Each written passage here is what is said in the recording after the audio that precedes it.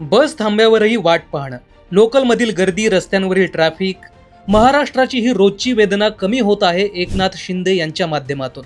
सार्वजनिक वाहतुकीकडे केवळ प्रवासाचं साधन म्हणून नव्हे, तर राज्याच्या विकासाची नाडी म्हणून त्यांनी पाहिलं. एसटी साठी 3,500 नवीन बस, त्यात अत्याधुनिक AI स्मार्ट बस, महिलांच्या सुरक्षेला प्राधान्य आणि 183 बस स्थानकांचं सिमेंट कॉन्क्रिटीकरणाचा महत्वाकांक्षी उपक्रम सुरू केला.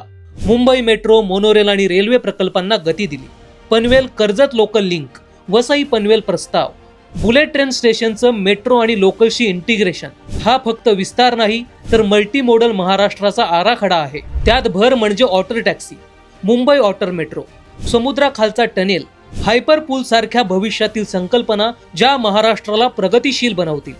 महाराष्ट्रातील वाहतूक क्षेत्रातील ही प्रगती म्हणजे वेग, सुरक्षितता, पर्यावरण आणि भविष्यासाठी केलेल्या गुंतवणुकीची नांदी.